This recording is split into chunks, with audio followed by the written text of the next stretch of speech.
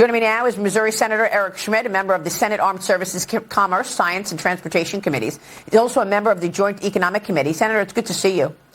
I've got to get your take on this. So let me get this straight. 26 human confidential sources that the FBI knows of were in the crowds on January 6th. And Michael Horowitz is telling us that they were not directed to break the law. What were they doing there, Senator? That is a great question, Maria. And it wasn't that long ago that this was a conspiracy theory. And so I think there's a lot of questions that need to be answered now about what role they played, because there have been people whose lives have been wrecked by this. The FBI steadfastly denied any of it, and now we finally find out that what people thought was true is actually true. So I think we need to understand what happened here. I cannot wait for Kash Patel to get into the FBI.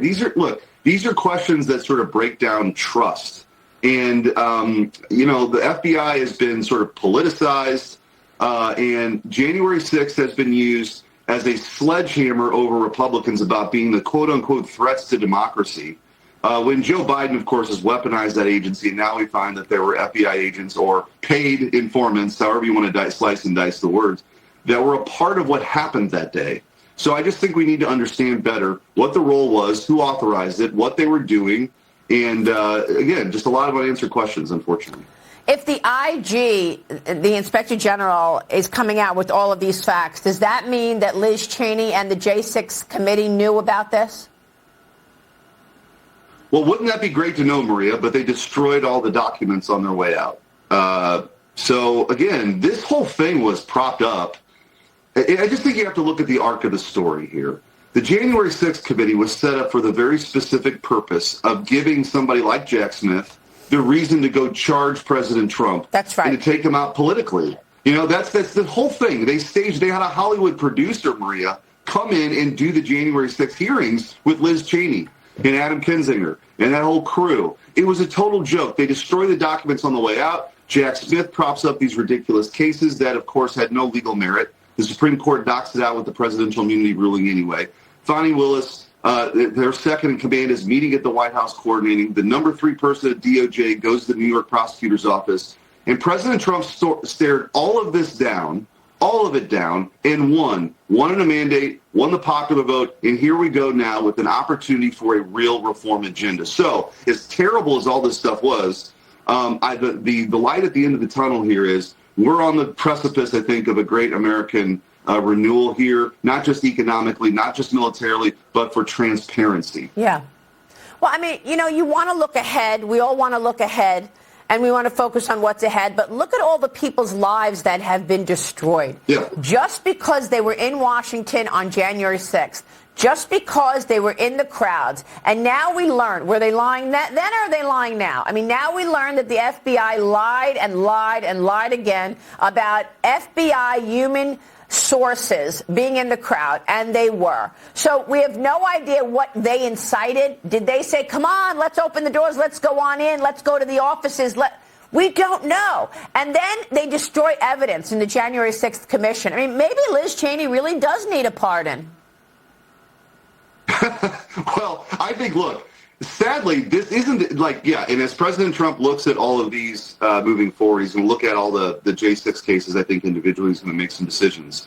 But I do think it's worth noting, Maria, even in the context of this egregious example, it is part of a much larger story with the FBI. The FBI, of course, was spying on President Trump in 2016, which is how they got this ridiculous Russia hoax. In 2020, Elvis Chan and the FBI were pre-bunking the Hunter Biden laptop story just before the 2020 election and saying it was a Russian hack and leak operation, knowing that wasn't true. They had it in 2019. They knew it was Hunter Biden's laptop. They went to big tech companies and tried to silence them on the front end. Then, of course, this vast censorship enterprise under Joe Biden is born. So, again, the FBI does not have clean hands here. It needs sweeping reform from the inside. And I think, again, these cabinet nominations are really important.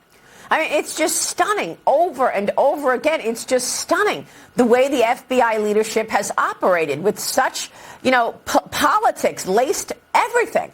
I want to move on because I have this report here from the drone registration frequently asked questions. Okay, I'm going to get to that in a second. But the White House is claiming that these mysterious drones flying over parts of New Jersey and New York are actually, quote unquote, lawfully operated manned aircraft, claiming that there's no evidence that the drones pose a national security or public safety threat or have foreign nexus. The drones are being reported in California as well as in Connecticut. Fox's Jackie Heinrich pressed White House National Security Communications Advisor John Kirby about it yesterday. Watch. How can you credibly tell people that there is no public safety threat, there's no national security threat, that there's no reason to believe that a foreign government is involved? Because the analysis thus far in an investigation that is ongoing has not revealed any national security or malicious intent or criminal activity. I think people in New York and New Jersey see drones the size of an SUV over their house every night and think that that doesn't make any sense. I understand why people would be looking at this and being concerned about it. We're concerned about it too. And we haven't seen... the government know what they are. We are still investigating this. I can't tell you definitively. I cannot characterize for you definitively what these sightings are. So, Senator, I mean, here's what we got just by Googling this, okay? And this is just by Googling this. We got the drone registration frequently asked questions on drone registration. And here's what it says. All drones will require some form of identification. You will receive a unique registration number, not an N number. If you are registering as a hobbyist, you must mark the registration number on your UAS by means that is legible and allows the number to be readily seen. So if you have to register every drone, how is it possible we've got drones the size of small cars in the air and they claim they have no idea what they are?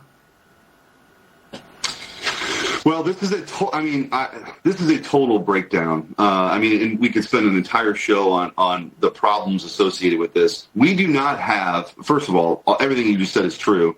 If they can't figure it out, it's not. They'll shoot some of these down, quite frankly, or get them off, get them out of the sky. But having said that, we don't have a really good detection system for a lot of this stuff either. We've been screaming about this on the Armed Services Committee because this isn't the last time this is going to happen. We got to figure out what this stuff is, if it's a danger, it's not.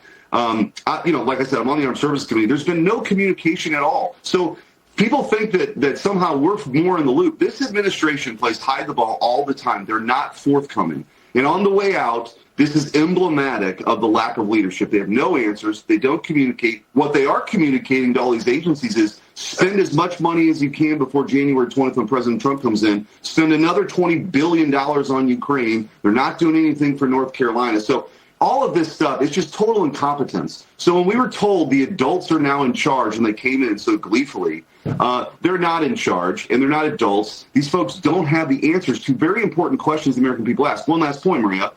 This reminds me a lot of the Chinese spy balloon incident. Yes, it does. Where we does. were told a long time, well, there's no surveillance activity happening. Meanwhile, that spy balloon was traversing across the continental United States, including Missouri, including over Whiteman Air Force Base, where the B-2 stealth bomber is. It just coincidentally had to, the jet stream took it over Whiteman and other military installations. Then we find out later, of course, it was transmitting intelligence. It was telling the Chinese how things happen on the ground. So they just have no credibility. We need answers, and we need to figure out a way to deter this stuff. Well, I mean, he's in place for 40 more days, okay?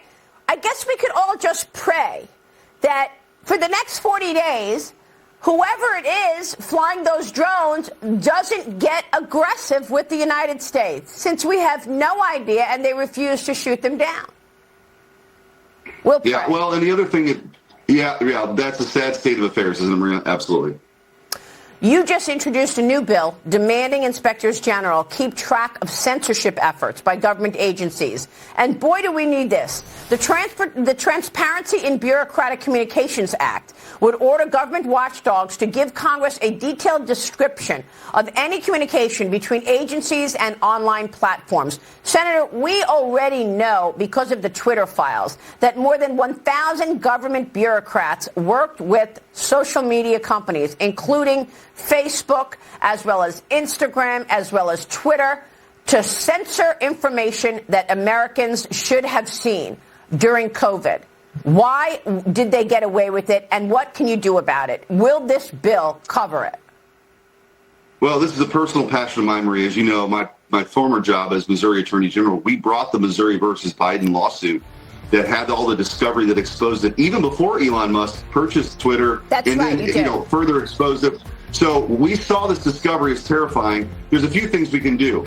This is a piece of it. The first is, if you're a big tech company and you're engaged in censorship, you should lose your Section 230 legal protection. Second piece, if you're a bureaucrat engaged in censorship, you should be able to be sued individually by a United States citizen for violating their First Amendment rights. That would change the culture. And thirdly, we need greater transparency. So we'll have a regular report to Congress about any censorship activities that any of these bureaucrats are engaged in, again, to deter this kind of thing from ever happening again.